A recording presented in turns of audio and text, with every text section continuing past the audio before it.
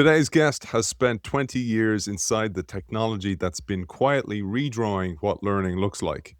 He was at HarperCollins. He ran one of the first online tutoring businesses in the UK. He co founded EtonX, teaching soft skills out of Eton College. He led international growth at Quizlet across 60 countries. He's just written a brand new book, Super Skills: The 7 Human Skills for the Age of AI, publishing next month in July. It was the most requested title at the London Book Fair this year, endorsed by many brilliant authors, including Karim Lakhani at Harvard Business School. But one of the things that I loved about this book is that most books about AI start with the technology, but this one starts with a story of a boat. It's a pleasure to welcome author of Super Skills, Rahim Hirji. Welcome to the show. Thank you so much, Aidan. It's a pleasure to be here. It's great to have you on the show, man. Let's tell the story of the boat because people are kind of going, what the heck are these guys talking about? The real icon of the book is the boat. And I start off with this journey that my forefathers took, leaving India a long time ago and moving to East Africa. And the boat becomes this icon throughout the whole of the book. It starts in the prologue in the beginning and goes right through to the end. And I really want people to think about AI and the phase that we're in as a journey, right? So everyone goes on a boat and you go and you want to end up somewhere. And that's really what this is about. The real thing about the boat is I've been able to align it with different phases in my own personal story. So the Tao that my forefathers got onto was really because of a time of survival. They led a very pauper's type life in India, and they wanted to step up a level. I call this the skills that they had at that time were survival skills. Getting on the boat, they needed to eat, they needed to drink, and so they aspired for a better life. Those are survival skills. And then my grandfather was in Tanzania, Dar es Salaam. He had a shop. He needed a different set of skills. He also needed survival skills, but he needed street skills. In his shop, he needed to communicate with people, with individuals. He needed to speak the language of the locals, which was Swahili. He needed some commerciality to be able to run his shop and sell at discounts and make some money. And then my father and my mother came to the UK, and they needed a different set of skills. They needed a vocation. I call them, in my book, I call them specialist skills. And those specialist skills were to learn a job. So my dad was an accountant, my mom was a midwife. And in a similar way, people do that on a regular basis. They learn a vocation. And then many of us who've grown up, especially in the West, have realized over the last 10, 15, 20 years that you need these additional layers of skills. And I had this business, EtonX, and in that we taught soft skills. So things like communication, critical thinking, being able to lead a team, being able to work within a team. And like 10 years ago, I would think that's all you really needed, right? So you need these 4 layers of skills, and they've been growing over every generation. But as we know, the world has changed significantly over the last 2, 3, 5 years even. And because of AI, we need this new set of skills, which is what super skills are. And this is really what my ladder is. So you've got the survival skills, you've got street skills, you've got specialist skills, soft skills, and then super skills. And it starts off with our boat, and then it starts off with, we're going on a new journey. All of us, like you, me, anyone who hopefully reads the book, and everyone who's in work today. When I was reading that opening piece, I thought, and maybe this says a lot about me, I'm not sure, but I thought about the Greek myths, and I thought about Charon, who was the ferryman where you had to pay a coin to go in the underworld on the river Styx. And the reason I'm sharing that was that came to mind because when I read about that story of your forefathers and the traveling on the boat, I thought about us in Ireland as well, and the coffin ships, we call them, when people escaped the famine to go to the US in particular, and many of our ancestors died. But the reason I thought about it on a bigger picture was that a lot of people feel this period of time of change is going on the River Styx, and it's treacherous. And there's a lot of negativity about that, and I felt from the book that you shine more on the positivity of AI change. I think the issue that people look at is that for a very short period, and it feels like a long time, but there's these missing rungs. Like people can't advance within their career. They're worried about their job. If you look in the US right now, lots of tech jobs being slashed. And that's been going on for quite some time. And some people blame COVID, some people blame AI.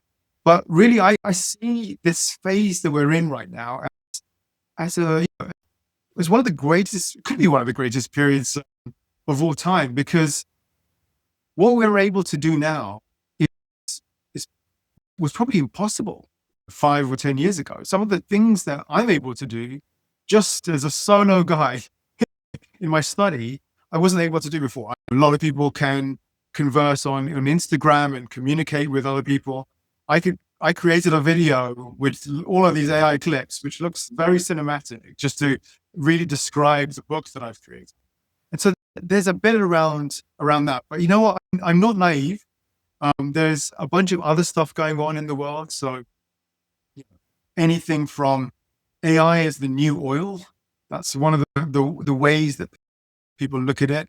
And I don't like it. And I don't think many people like it, the fact that AI is being used in war. So there's a kind of downside to that as well. But I do feel that what's going to happen is the skills that we're able to elevate to will allow us to get rid of the stuff that we've been doing for the last 15, 20 years, which has been boring work. And I call it busy work, right? So there's things like writing reports when actually you just need to pull out the information and AI can do that. Things like AI note takers.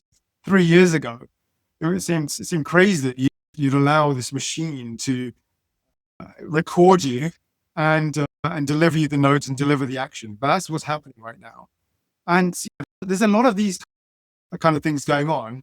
And I remember the days when I was an analyst of sorts and would be moving these boxes on PowerPoint by 1 or 2 or 3 pixels, and you're spending hours doing this stuff. And now you just press a button and it just happens. So I think that there's all of this stuff. Dross, busy work will go away, and we start to elevate ourselves into doing higher order thinking, which is really what humans are really all about. So this tees us up nicely for one of your central arguments in the book, which is this concept of drift versus design. And I experienced this firsthand this morning. So I was meeting a friend of mine who is he runs a business, he's a COO, and he was telling me about how Anthropic's Claude has changed, how so many of his colleagues actually work with him, and that people who he'd never get an email but beyond a few lines were now sending him like 12-page documents. Right. And I was like, but were the documents any good? And he goes, well, that's the problem. He's like, one guy, for example, sends this document and he meets him and he gives him feedback. And the guy goes, oh, that feedback's really, really helpful. And he's going, of course, I'm your manager. I want you to get better. And he goes, what do you think? And he goes, oh, I didn't actually have time to read it. The document that he had created using AI. And I was like, oh, that's the problem, which is the problem with drift versus design. Exactly. That's part of that's the main thesis of the book, actually. So, I call it drift, is just to describe it, is algorithmic drift, right? So for many years we just haven't realized it, but we're slowly going towards it. You might have been using, I don't know, Google Maps or to pick your destination, or you'd watch the next thing on Netflix or listen to the next thing on Spotify. And sometimes you'll be in the city and it's been actually algorithmically designed by AI to be focused really on less traffic. And so a lot of these things are in our daily lives. We don't really realize it. And so the antithesis of that is this concept called design. And I'm very well aware that AI is here to stay, and I'm pro AI. But this world of design is actually having the agency to really think about what it is and decide when to use it, and having the awareness that it actually does exist. Because a lot of people don't realize that they're doing these things, and they don't realize that they can do anything about it. And I call these people sleepwalkers, right? And there's a few people who have the agency about it, but don't realize it's going on. And I call them programmed. They're really working very quickly. And then there's those who realize that there's things are going on, but they don't know what to do about it. And I call them the start. But really what I'm trying to do with this book and the 7 skills are things to get you there is to help move people towards this world where they become designers, right? So they own the future. They're not being governed by anyone else. They decide when they're going to use the algorithm. It's not just for themselves, it's for their family, for the organization they're in, the teams that they work within. And then they're able to really quantify the decisions that they're going to make. They're going to have judgment and they're going to have dissent. Again, I love the Greek myths, and one of the creatures, if you want to call it that, in the Greek myths was the Centaur, which was half horse, the body of a horse and the torso of a man or woman. You remember that so Percy Jackson and all these kind of remakes recently. They're making, by the way, I think Peter Jackson, the Lord of the Rings guy, is making the Odyssey, which would be phenomenal. So that's coming down the pipe. And we're bound to see some centaurs, but we use that term centaur when we're talking about AI and human. So this idea of half and half. And before we get into the 7 skills, because I'd love to share the 7 super skills. Sure. You talk about this idea of the augmented mindset. And that's why I share this idea of the centaur, because it's not that we're less. It's actually that it's these two things coming together. It's 1 and 1 equals 3. Yeah. And I think it's an important kind of frame through which to see the super skills that we'll share in a moment. Exactly. The augmented mindset is my 7th super skill. I love the idea of a centaur. I align it a little bit more to Iron Man. So Tony Stark when he puts his exoskeleton on. So it's very similar in that regard, where you're choosing when to use AI, when not to use AI, and when to really to dig in and use it on a regular basis. There's this concept that people talk about all the time. It's called human in the loop, right? And people saying, okay, you need a human to decide different parts of the process, and especially in organizations, that's what's going on. My concept, and I'm sure someone else has come up with this, I'm not, but I use human at the start. So HATS is my phrase. So what I really recommend to people is to sit down with the problem first and decide what it is that you want to do.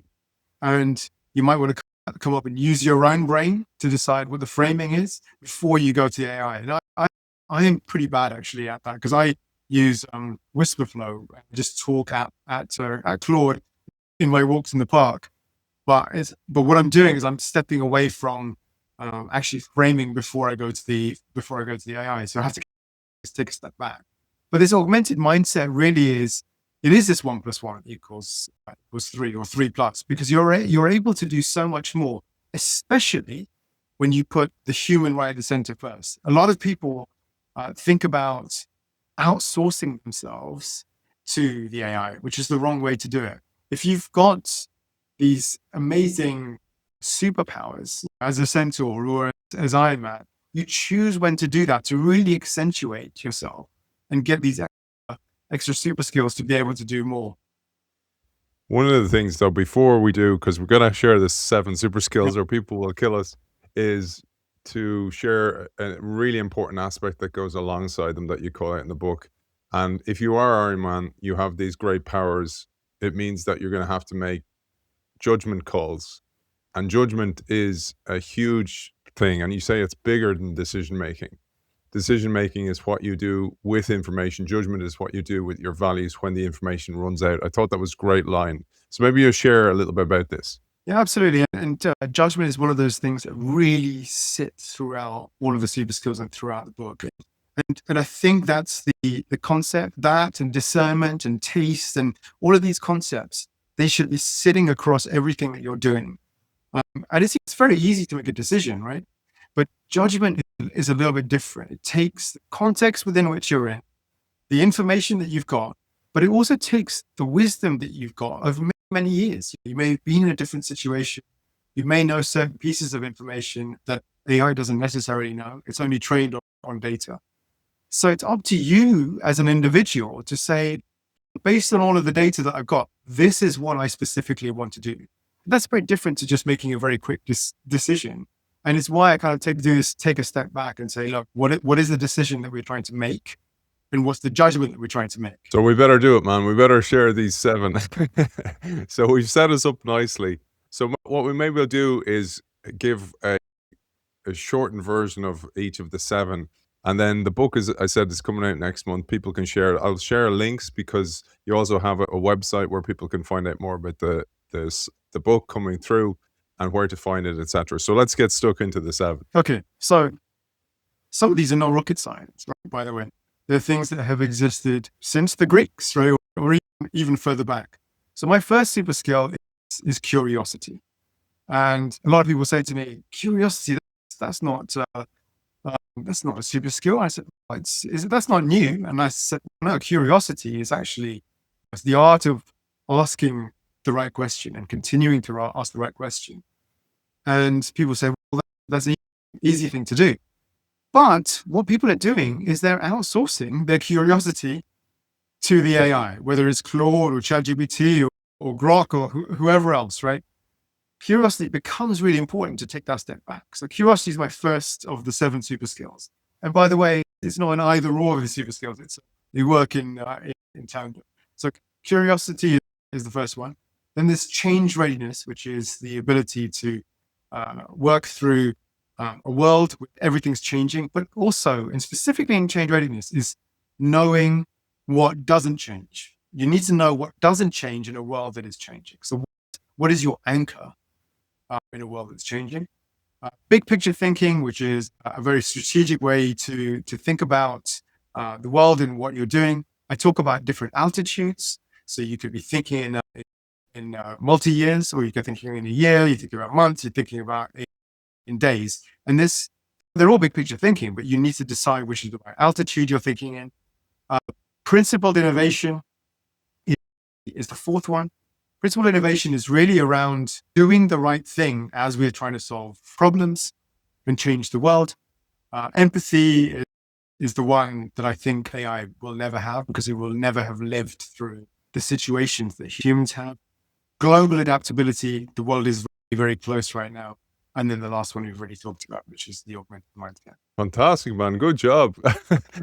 The book goes much deeper into it. But I think a really important thing, so this show is about the science of learning and the future of work. I've kind of touched on the future of work, but I really wanted to lean on something. So from reading it, I felt there's multiple audiences here. So anybody who's in work, anybody who's kind of fearful of AI. And that's why I was saying about the river Styx. There's a lot of people who have AI fear. And I think that's the same as any new technology that absolutely and fundamentally changes how work happens. And the resistors are those people who will really struggle. And this book is really about a mindset. And really a mindset as a set of lenses to go, here's how to view it. Yeah. Here's how to view it from the perspective of something like curiosity. Here's how to view it from judgment, etc. But I also felt it was so important for people who were managers in work to be able to exemplify that mindset for parents and children. So the parents who may be actually telling their kids, don't worry about it in some cases, or they're extremely concerned. But also mostly, and a lot of our audience are educators. So maybe you'll give a word to those different cohorts and how the book plays out for them. Absolutely. And I think if you're putting all of this time, and I did a lot of research into getting into these 7 skills. I spoke to a lot of companies, spoke to educators on the other side as well, to really understand what is happening to the world, how people are thinking about it, and what's working, what's not working. And so I think there are a number of these cohorts. It's adults in the workplace, and there is this kind of fear, what do we do? Managers especially, people, if you look at some of these organizations, even the leaders at the top, they're deciding AI strat, but they don't necessarily know what's going on, how it actually works, what they should do, what they shouldn't do. They don't realize how humans play because some companies look at it as AI as a cost reduction or revenue upside, but actually it's an accentuator of what who humans are. So adults in the workplace, those who are thinking about coming into the workplace, but really for educators and parents to really instill these kind of ideas into their kids. And so the way that I've written this book, and I'd love everyone to read it, obviously. It's not a textbook. It's written with my personal story within it, and as we talked about at the beginning, but also there's lots of case studies in there, and written in a kind of very cinematic type way. So, for example, in Curiosity, there is, people may not like football, but there is the story of Jose Mourinho coming to Old Trafford when he was the manager of Porto and beating Man United. I'm a Man United fan for my kids. But the whole point of that is that he used this deep curiosity in really looking at what the problem was that he was trying to solve. And that's what got him to win. So it's not about his curiosity today, what do we need to do? It's really about instilling these ideas. And then you'll see, and this is what my early readers are saying, is like, wow, this all really felt as if it was coming together, because it wasn't an AI book. And people worried and say, oh, it's an AI book, and I'm going to read about this worried period that we're in. Actually, it solves part of the problem that people are going through. And psychologically, they don't realize that as humans, we are all powerful to some degree, right? And so this is our time if we treat AI in the right way. Beautiful. Absolutely beautiful. Because I was going to say, what sustains your optimism? You've actually just said it. This is why it's actually a joy to be on that river of change rather than actually being on the river Styx. But one last question is, I mentioned there's a website, the Super Skills website. Maybe we'll share what people can expect there when the book comes out, etc. Yeah, so there's my website is superskillsbook.com. I used AI to help create that book, create that website, by the way. On there, if you buy early from Amazon or wherever else, there's some extra things. I've got a diagnostic which will help you understand where you are in some of these skills and help you go on a journey. There's extra deleted chapters and things like that. So just sign up at superskillsbook.com as soon as you want. I'm trying to get as many people to understand the idea. But really, the ethos of this is to support people at this time where they shouldn't feel worried. Super Skills will help them go through this next phase. Beautiful. Author of Super Skills, the 7 Human Skills for the Age of AI, Rahim Hirji. Thank you for joining us. Thanks so much.